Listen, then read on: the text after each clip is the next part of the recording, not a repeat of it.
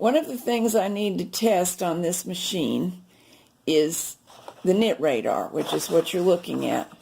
I've drawn on my own paper a half-scale pattern for a raglan sleeve. Let's go over how this works. I am not going to repeat the instructions that are in the various knit radar manuals because many people find them problematic. I'm going to use my own words and tell you how I make it work. You select a stitch scale that corresponds to your stitches per 4 inches. I've selected the one marked 27 because I'm getting 27 stitches per 4 inches. That's across the work. By the way, 10 centimeters and 4 inches are the same thing, so the manual does say 10 centimeters or 4 inches, depending on which manual you get. Same thing, does not matter. Over here, this knob advances or draws back your pattern. Let me move it so you can see the pattern while I turn the knob, and you'll see it moving. This knob adjusts this dial, and it tells you, or you set it so that it agrees with your measurement. I'm getting 38 rows per 10 centimeters or 4 inches, so that's how I've got it set. This is how it turns. There's a secondary scale. If I were getting 76 rows, I would use this same place on the dial, but I would do something different over here. This setting reads 30 to 60. This setting reads 61 to 120. Because I'm getting 38, I've selected the 30 to 60. If I were getting 76, I would have selected this setting. This lever tells you whether we're going to knit a half scale pattern, but I want it to come out as big as a whole adult lady. It's just that the pattern is drawn to half size, or a full scale pattern, because this knit radar model will actually do either one, but I've drawn a half scale pattern, so that's what I select. Now what I'm going to do is set it up so that you can watch the diagram roll into the machine. And I need to keep one eye on the diagram so that I know when to change things. I also have some warning. I know I have quite a few rows here where no change is needed. But you know what knitting looks like. That's what I'm doing over here where you can't see.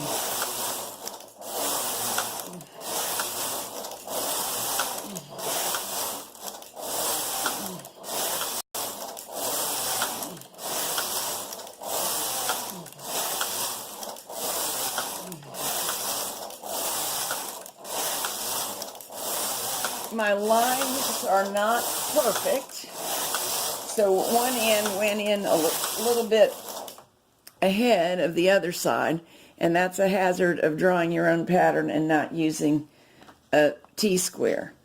I also see that I may need to adjust a little. You see it's starting to creep over here. This is also a hazard of a hand-drawn pattern. I could have been more geometrical about it.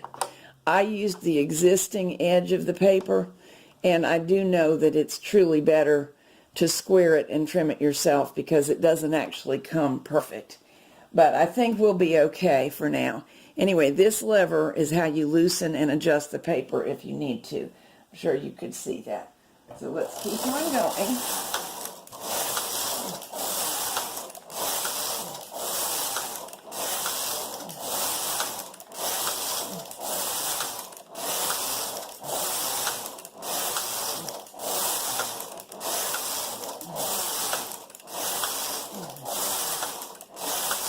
Okay, time to do two things.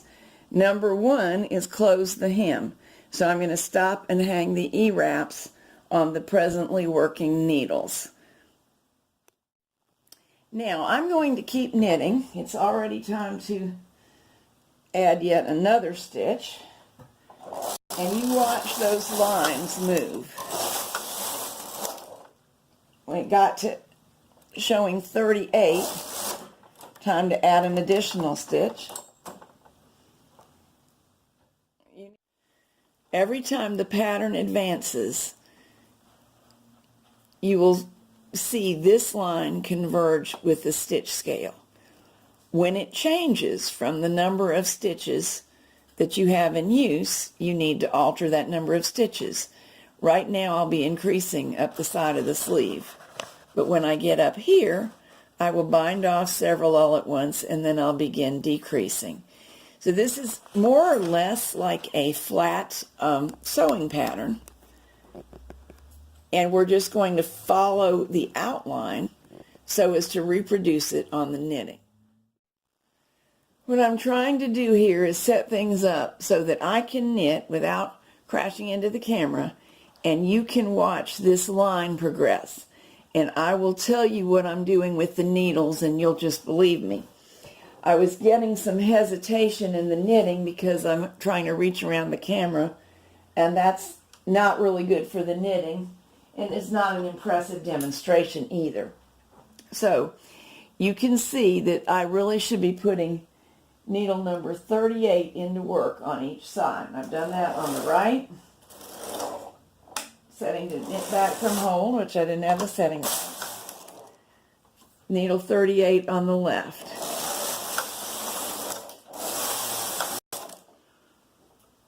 $39 goes into work, and on the right.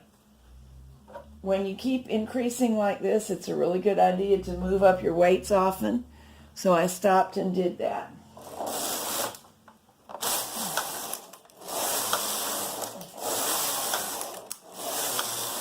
Time for 40. What this is doing is taking the place of the fact that we would normally say something like increase every 4 rows 20 times, and we wouldn't be consulting this line. They both work equally well. The reason that some people prefer this is that increase every 4 rows 22 times is pretty easy to remember. But what if it's every 4 rows 3 times, then every 3 rows 18 times, and so on and so forth. A little bit more complicated. Let's see, 41 is already working. We're not quite ready for needle 42. There we go, needle 42. So I'm going to go on up my sleeve, shaping as I am, all the way up to the underarm, which I'm trying to show you. There, up to there, and then we'll get back together. Here we are at the underarm, and you can see it's time for me to bind off quite a few stitches. I have 68 in play on each side, and I need to get down to 57. So I will bind off some on each side, and then we'll start the decreasing portion. Now I'm well into the decreasing area. We're down to 55 stitches. We'll all watch that progress. Time to decrease to 54. That's each side of center. So it's 108 total now. I'm just doing simple decreases to make it easy. There are other options. 53.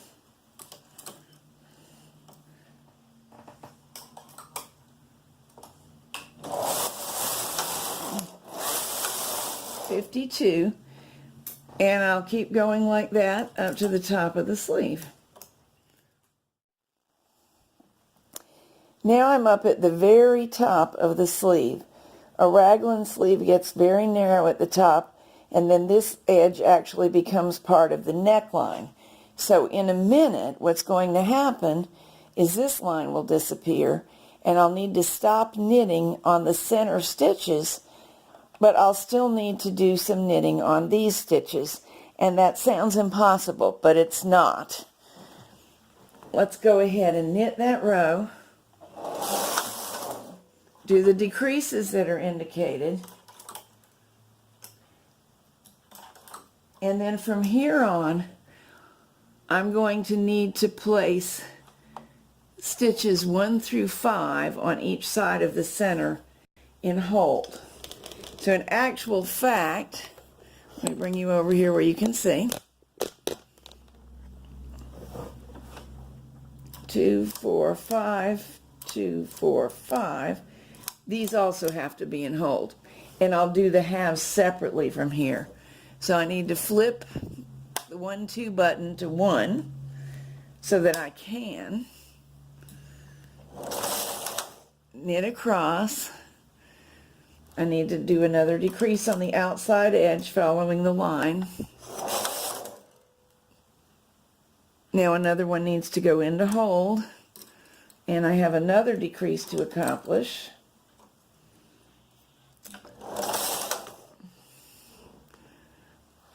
And another into hold, and another decrease.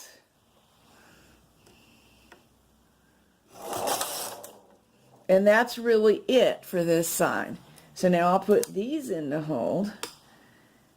These are the 5 that need to stay in hold. These need to return to work.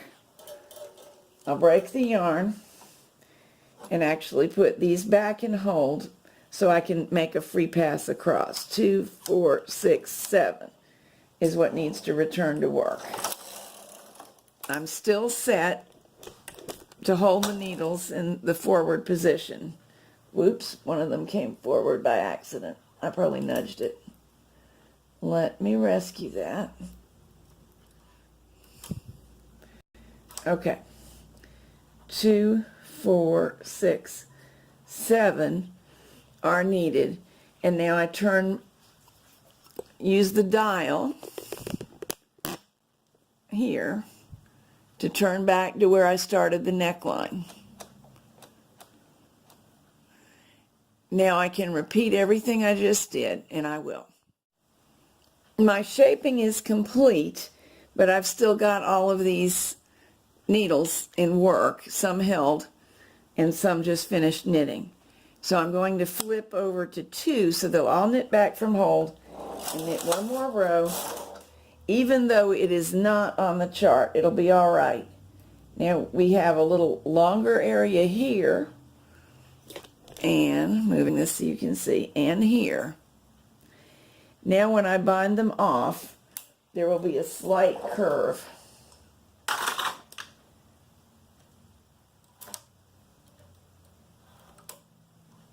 I'm using, very awkwardly because I'm trying to keep my left hand out of your way, the binding off around the gate pegs method. I have other whole videos on this, so we won't worry too much about it.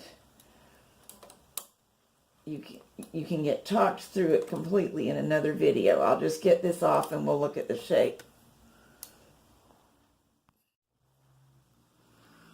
I'm using my gate pegs to act like pins and hold up this edge. Now you can see the curve we got by short rowing the very top as we did, putting some needles in hold while we finished knitting on the others. So there's very good news. The machine is working great. We've stopped several times to make adjustments and smooth out some performance issues, but I've got 2 whole sleeves and a hat knitted, and now it's going quite smoothly. However, to finish testing and to finish my sweater, I'm going to knit the front and back of the sweater based on this, and I'll show you what I did and then show you glimpses of it. This long straight piece is boring. I'll just be knitting straight up, so I'm going to make the hem, knit straight up, and show you from the armhole up. But a couple of notes I'd like to share about this. This is not the correct pattern sheet for this machine and this knit radar. I am winging it. Also, it is not exactly what I wanted. That's why I hand drew the sleeve. It's a nice raglan shape, but this one is meant to fit rather snugly and be a rather short sweater, high hip area, just below the waist.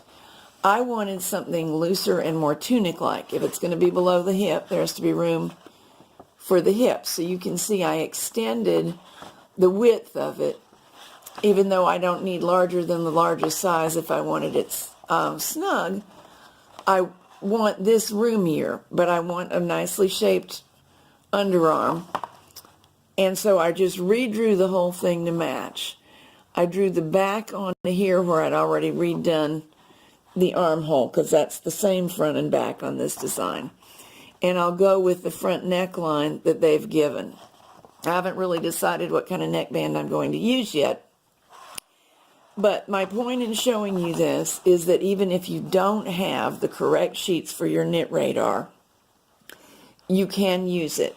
This one will not take up all the width in the unit. Mine didn't either, my hand-drawn one. But as long as we get them aligned correctly, they will work. Also, you have to make sure you're using a half-size pattern with a half-size scale, and you do have to have the correct stitch scales. So this time, we can insert it together. This comes forward, you wiggle it in. Oh, did you notice the arrow? That's nice. On the ready-made ones, it tells you what direction to put it in. However, what's interesting is that, of course, you really could knit the same sweater top down if you wanted to, simply by turning it upside down. There. Make sure it's straight. That looks good. The real sheets have a nice little edge. This should slide right down next to the plastic, and the left-hand edge of the diagram should align perfectly with 0, and therefore I shouldn't have that orientation problem that I had to correct for once or twice with my hand-drawn pattern. Also, I could get stiffer paper from my hand-drawn pattern and copy this exactly. Don't be too generous, though, because then you'll rumple up your edges. So what I'm going to do, in this case, is cast on 81 stitches to each side of 0 and knit straight all the way to the underarm after I knit the hem. I'm going to knit the hem before I actually allow this to advance, because this was, again, a short length, and I'm adding length in several ways so as to be able to use the same diagram. So see you in a few minutes. We'll keep testing this beautiful machine. Now, here's something you need to know. With my hand-drawn pattern, it only had the sleeve I wanted to make. But we've got tons of sleeves here to choose from and underarms. What do? We ignore all these because they're not the one I'm making, and we follow only this one. So I'll just keep going past these others.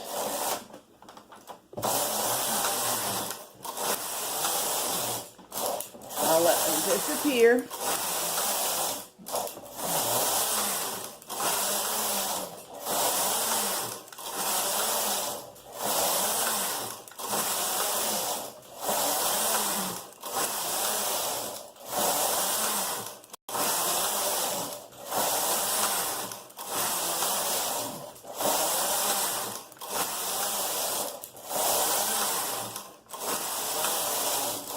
And there we go. Now it's time for me to bind off edge stitches until only 72 remain on each side. I was thinking about size because I was going to tell you that if you didn't do a pencil mark of your own, what some people like to do when using a multi-size pattern to avoid confusion is mark it along its length with a squiggle from a colored pencil or something else that you can easily remove, but it will help you be reminded where you are in your thought process. Now the rest of this is just very similar to what you saw me do on the sleeve, so I'll go ahead and do that quietly to myself.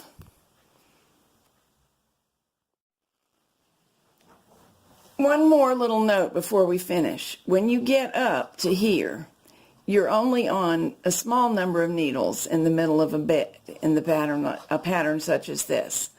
On the left side of shaping the neck, you're probably okay, because you're probably going to pass this area and trigger the advance of the sheet and the advance of the row counter. But on the right side, you may not be.